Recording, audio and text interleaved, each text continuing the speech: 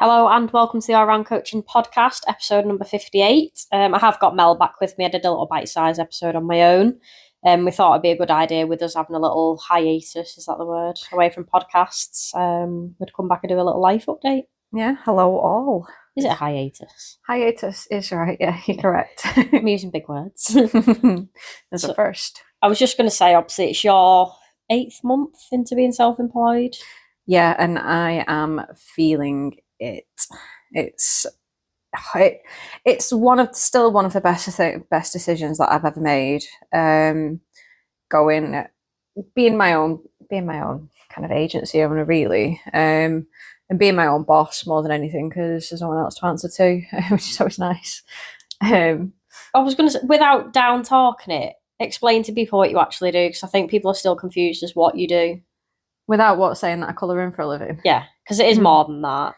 It's really hard because we had to do something similar the other week with like a growth expert business, and I absolutely completely flummoxed the whole elevator pitch. But in a nutshell, what I do is I build brands, I refresh brands, I help market brands in 3 sentences basically. And to just elaborate on that a little bit, like I'll work with startup companies through to larger organizations who basically need someone to provide a lot more clarity around where they're going, what they do, who they're talking to, as well as I suppose just better position themselves. Like there's a lot of people know what a brand is, or I'd like to think so.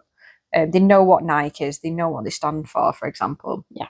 There's a reason why I buy a Nike trainer over an Adidas trainer, or I wear Nike over Adidas, because obviously I buy into the brand. But a lot of people come to me because either they've lost the way or they're just getting going and they need some help.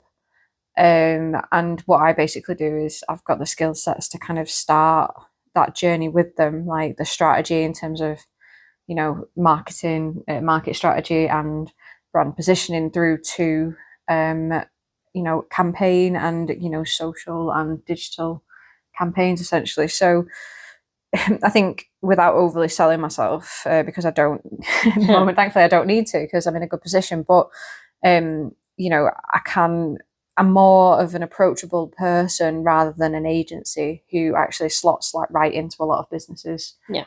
I'm quite nimble in a lot of ways. For example, at the moment I'm working with a multi-million-pound financial company and almost setting up a mini studio within their That's impressive. Within 8 months, it's not even your first year. Yeah, I mean, I'm really lucky. But it's not luck though, it's hard work, and obviously it's 12 years of experience of making things look lucky. Yeah, I mean, if you look at how I've got the work, it's through recommendation and through knowing people, and I think that's where the luck comes from. And I think that's an invaluable piece of advice that I would give to anybody that was looking to be their own boss, is that like connections and not necessarily making friends. You don't have to be friends with everybody, but just being a good person and just standing for what you do and believing what you do. And people want to be around you when you're like that. Like same with your stuff. Like it's about you. They're buying you, aren't they? Not the coaching package. And I think we're both very similar. Like we never see people as money, because that always expires and it can tarnish, for me, tarnish a relationship. It'll be same when I've took on clients and you've took on clients. Like we don't just see them as a dollar sign. It goes beyond that, and you're passionate what you do, and obviously I'm passionate what I do as well. Yeah, more so to like the detriment of myself sometimes. I think we've had a bit of an existential crisis this week where I think we were both like, why do we care so much? Like, and it's a blessing and a curse. It is, yeah, because it's not a bad thing to care so much, but when you do care about every single one of your clients and the work that you produce or the people that you help, it as for one singular person, it's a lot to take on. Yeah. Well, you're absorbing everyone else's feelings and emotions, aren't you? And yeah, and like for me, I'm kind of trying to be a couple of steps ahead of where someone's trying to be. Like, for example, I'm working with a big CEO, and he knows what he wants, but he only knows it when he sees it, and trying to I suppose match his energy and match where he's going to, especially when they've been a successful business. I guess that imposter syndrome does creep in quite a lot with oh, am I good enough? Do I really know what I'm talking about? And but at the end of the day, I'm working with great people who trust me to do what I need to do. So I know I'll deliver. It's just that initial, with what I do anyway, it's that initial fuck, like, what do I do kind of moment. Yeah, and obviously without being biased, like you are good at what you do, because I think a lot of us out there just think, oh, I need a logo, I've got a new business, and that's it. They start at the logo and they finish at the logo. And I've always said, obviously, you taught me what a brand was. Like, I want my brand to represent me, and I want to know, like, I want people to know what it is before they're even told about it.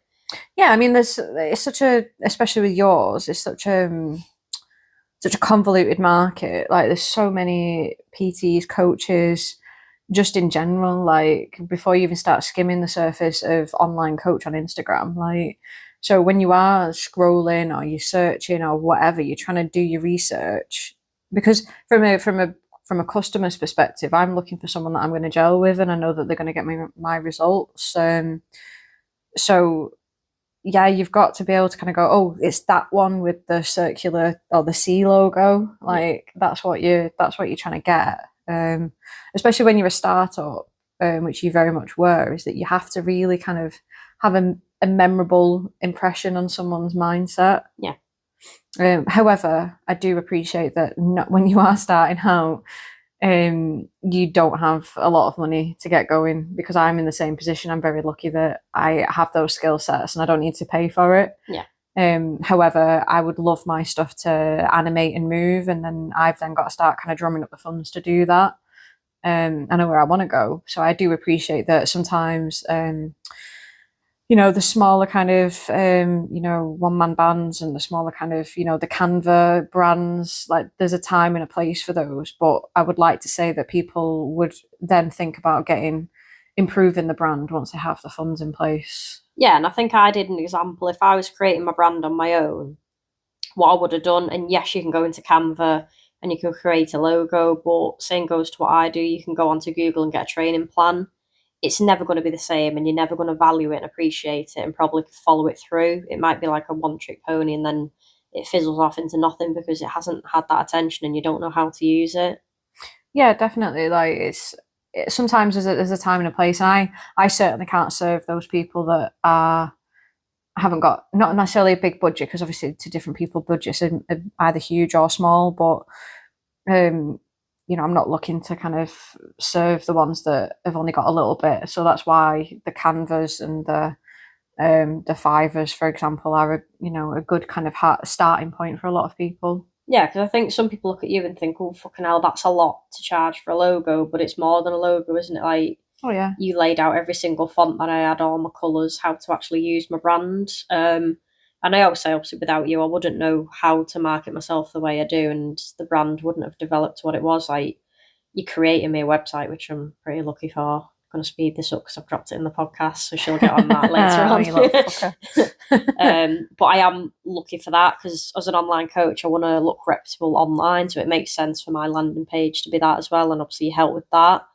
And I think that's what's good about you. You're not just one trick. Like, you aren't just doing one thing. Like, you can start a project and run it right through to the end, and even out of direction on a photo shoot, which is pretty handy and invaluable for me as well. Yeah, I mean, I love those. We're currently planning one with a family, a location, so those are always really fun days. They're fucking knackering, but they are really fun shoots.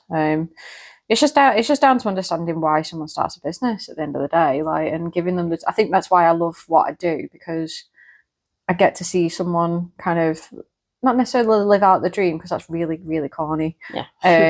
But obviously they start with I like to think I work with people that start with a real desire to make a difference, and you're part of that journey with them. It's a collaboration rather than a transaction.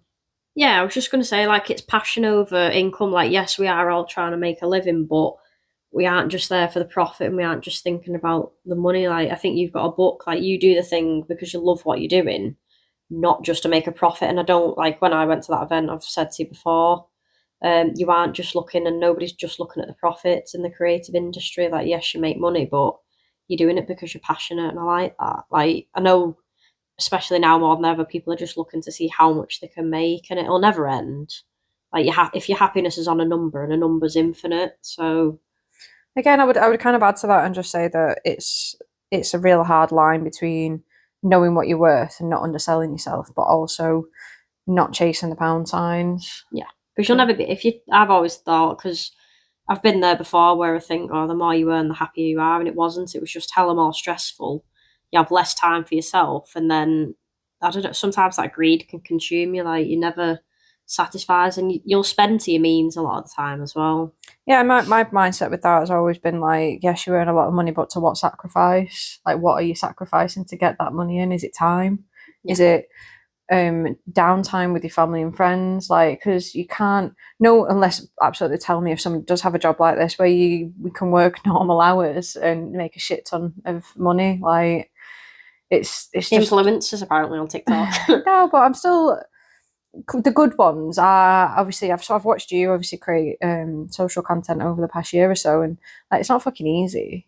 No, Like, it is hard. If I had this discussion earlier to be fair, but if you'd have asked me 10 years ago, would I be sat creating content, being a social media, a fucking marketer and a creative, I'd have said no, I'm just going to coach. But it's so many other plates, and I think that's what people don't understand with what I do. They just see, oh, you're in the gym, or that's it. I think the social media thing has is I'm a firm believer of it not necessarily dwindling off, but as a user of Instagram, for example, I'm very very slowly starting to detach myself away from that platform. So Yeah.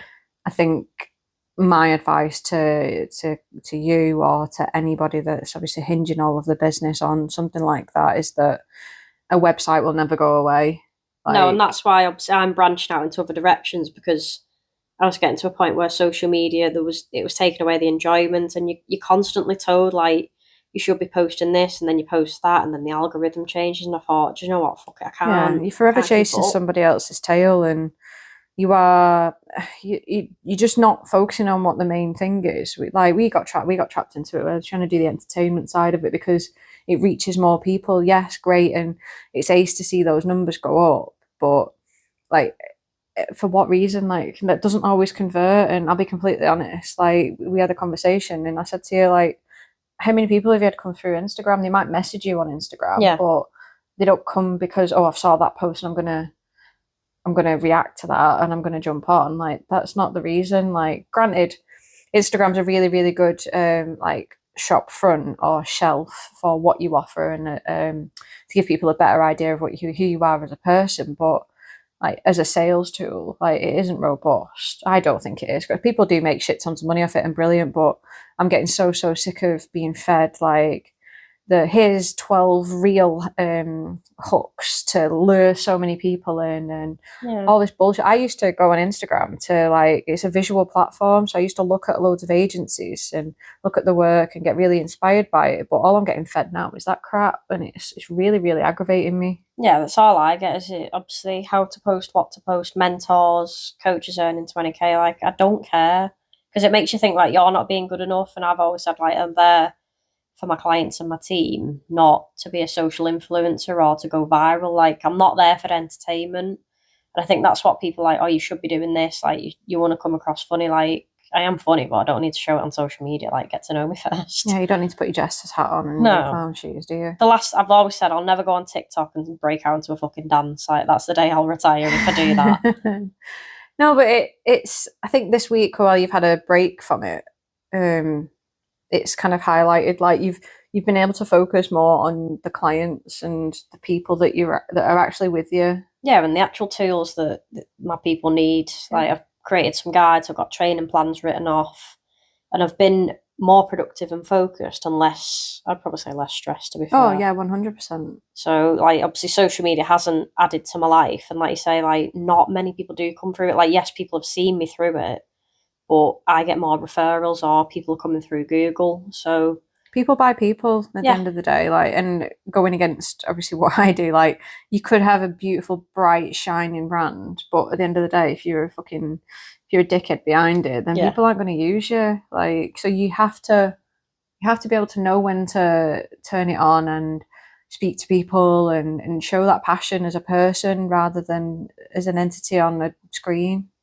Yeah, I think I'm a little bit more transparent. Like, I'll show people, like, when I'm winning, when I'm struggling, and be a little bit more relatable, because I get annoyed about seeing everybody just posts a highlight reel of winning life and they never show what it actually takes. And I think with us being self-employed, everyone thinks, oh, it's easy. Like it's easy. You just go home at fucking 1 o'clock and you don't do anything. And you chill out, but it's hella stressful but rewarding. And obviously, I'll always show other sides to that. Like I never play to one like I'm having an easy time with it.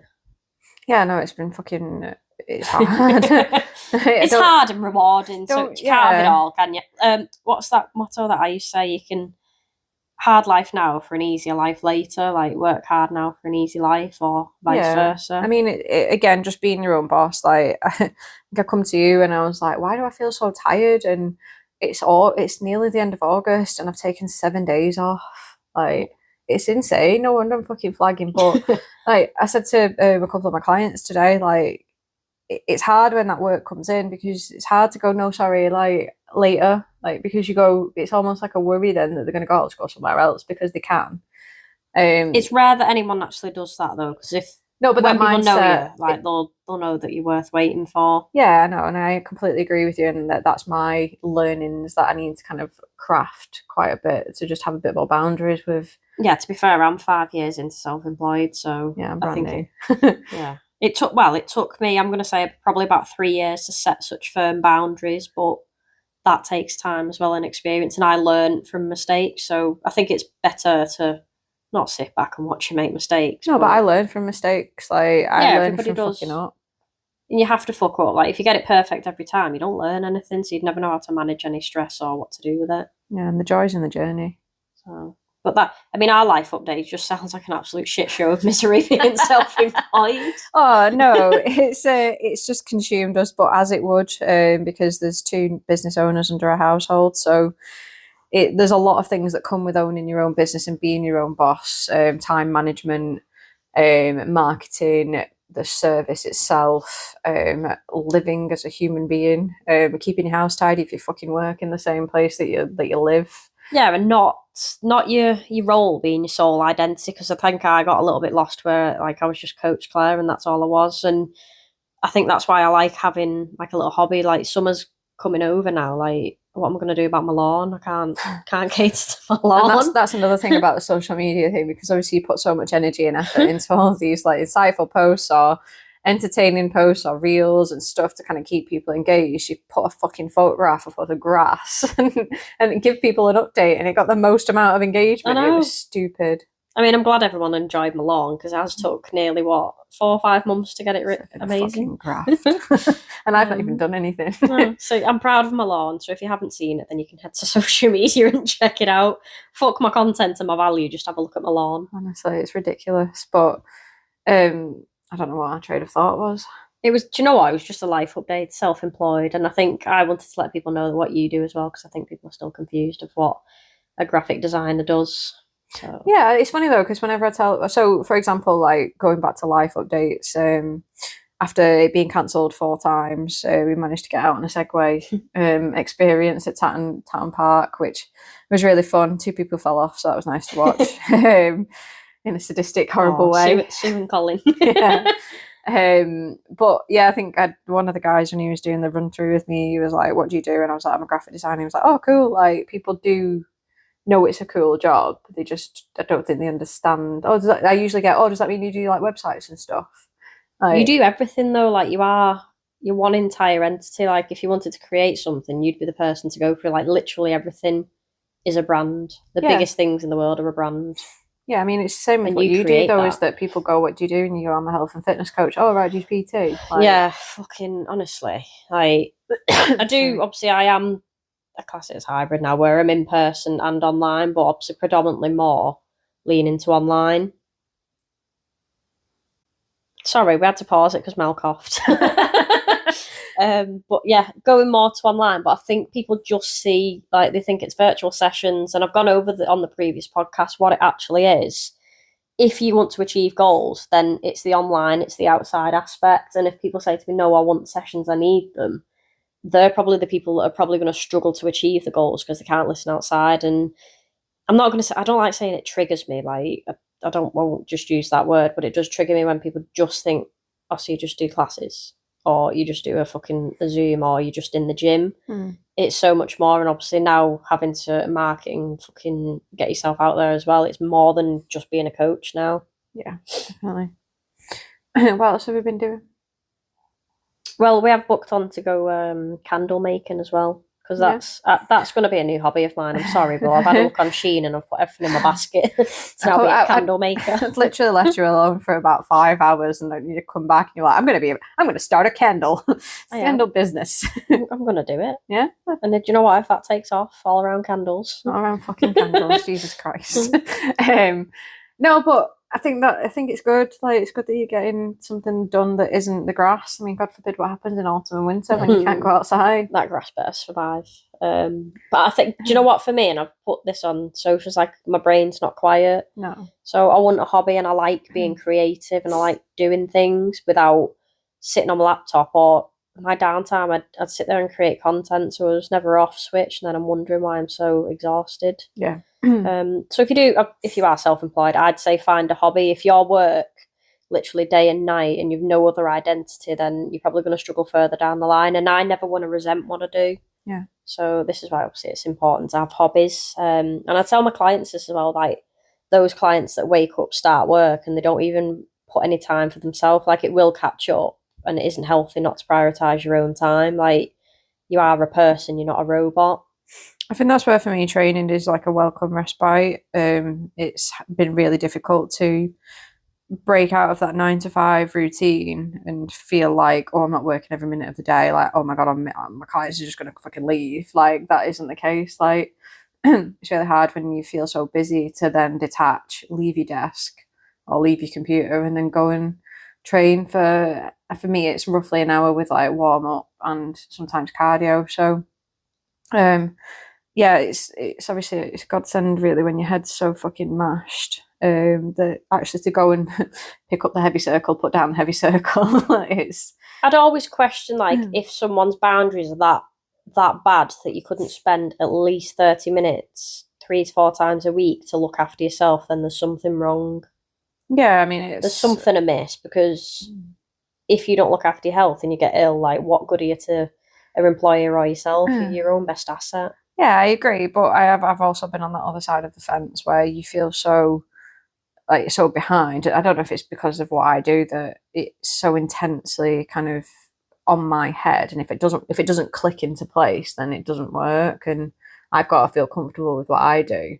So then I almost tie myself up in knots, getting so frustrated. But in actual fact, I've learned over the years that even just a walk outside can just massively change your mindset when you're banging your head against a wall with something. Yeah, it resets, and then it does help with productivity. Like, some people think, oh, well, I'm tired and I'm lethargic, or I'm busy, I can't break away from my desk or do anything. And if you go and exercise, whether it be a walk or 15-20 minutes exercise, and you're going to feel better for it, you're going to be more focused, and you're going to be more productive throughout that, whether you work for someone or work for yourself. Yeah.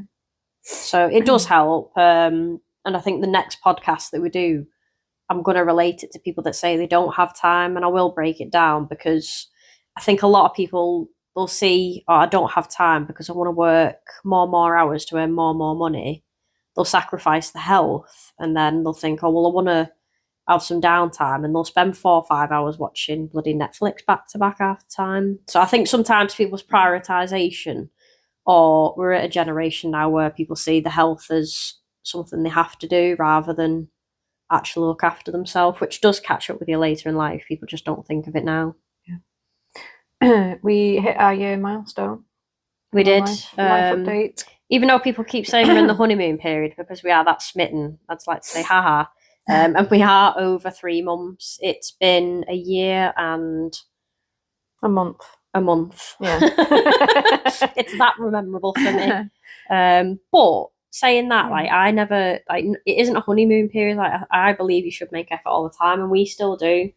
And I think our successes, and the one things we never waver on, unless we physically aren't here, we sit down and eat together, we communicate, we go to bed together, you get up and then I get up. But then you come back for some snuggies and then I get up. Yeah, I mean, we've got our little routine nailed down, but yeah, I think for me anyway, just from previous relationships, I'd learned that, I'm sure it's just learnings anyway, or just being a little bit older, but actually talking and explaining and expressing certainly my feelings. I think you're a lot better at that than I am. You'll quite happily not happy, but you'll tell me when I've irked you at the time, won't you? Whereas I probably still need to do a lot more like expressing that. So we've learned over the year to, I suppose, work together. Yeah, so I learned that from therapy, but people aren't mind readers. So what might be obvious to you isn't obvious to someone else. And I think I've said that to you, and we always communicate, so nothing's ever carried over. And I think I'm not being a relationship counsellor here, but that's where a lot of people fail. Like they don't communicate and things fester up inside them. Yeah. And I think that no one on earth can do something about something they may have said, done, didn't do 2 weeks later down the line. They just can't. And No, I've bring got it up that. there and then. Yeah, completely. Like, and usually for me, it's at the end of the day. Yeah, she'll let it fester all day, and when you know something's wrong, if you know your partner anyway. Yeah. So I think I'll ask you about 2 or 3 times, and then it does come out. Eventually, it comes out in the wash, doesn't it? But I think I that's just come from like not wanting to upset you. But I think it's easier to almost rip the Band-Aid off there and then. And what do I always say? I can't remember now. What do you say? Like, you shouldn't be scared to upset someone. Obviously, don't go out your way to be evil and a dickhead, but you aren't responsible for how they feel or react. Yeah.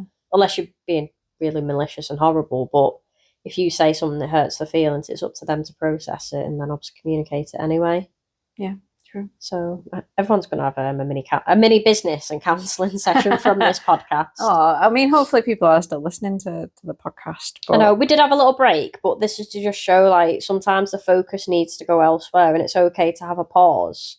But I pride myself on making sure I see things through, and when I've got something to say, I do like doing a podcast, and it does answer questions that people might keep asking me over and over, i.e. what is online coaching, or what do you do, and life updates, because people are nosy. No, I like that people are nosy, but like this has been a week where you haven't been on social and you haven't been marketing yourself online, and lo and behold, you've managed to get time to do. We recorded 2 podcasts this week. Yeah, and I know you enjoy doing it. And soon to be 3 as well, and then I schedule them out. Yeah, so it's just really hard. Kind of managing stuff is where I'm trying to get to, but no, it's been nice to. It is hard, but it's not impossible. And I think people look for that easy and quick. No matter what they look to do, they want it easy, they want it quick, and they expect it to just happen without the work. And I think because I've never had anything handed or given, so I've always got that work ethic, and I think that's where a lot of people struggle. Like, sometimes maybe things happen a little bit easy and the slightest little bit of inconvenience does throw them off. Yeah, but like, I've witnessed it, and you've witnessed it with me, where like you try and put so much on your plate that you're like, I can't physically do all of that stuff. Like, you've got to know when to go, right. Sometimes you need to... I'm close to max capacity now. Like, something's got to give, because you can't possibly do everything in a day. I've listened to you ream off what you do in a day, and it's probably 3 days worth of things. Yeah, I mean, I'm probably guilty of starting too many tasks at once, and that's why not being on socials has helped, because I've been able to pick up podcasts that I probably enjoy more so, because people all get to listen to who I am and what I do and how I am. Yeah. This is how I am. But yeah, like, you can't show that in a social. Like, you can show it in a video, I guess, but yeah, it's just then you get disheartened because people don't want to watch a 15-minute video. I mean, this is going on 30 minutes. I'm sure people don't want to fucking listen to me for 30 minutes. I mean, we did promise it was going to be a 10-minute podcast, but here we are. We will wrap it up, but if anyone does have any questions, or they just want to reach out and have a chat with us, or they want to appear on a podcast, whichever, then you can always message us. Like, we're pretty friendly, and usually we host a podcast at our house anyway. Yeah, you normally get a coffee. So yeah, we'll make you a coffee, maybe a snack. All right, you're making a snack, are you? I'll have a snack, and I'll probably offer a biscuit to someone. But hopefully I've enjoyed this episode, and it gives you an insight into our life update, what we actually do for work, and little existential crises that I've had. Oh, existential crisis. Yeah, there we go. There you go. You did have a little. You did have a little Barbie moment the other day and just lay on the floor. I did. Like, why? Why, God, me? Why? When it all gets too much. But I'm back now. Yeah, she's on her feet. It's okay. She's not face first on the floor. No. But if anyone obviously does have any questions, drop us a message, and hopefully you've enjoyed this episode. To the 2 fans that do listen. Yeah. Thanks. Goodbye.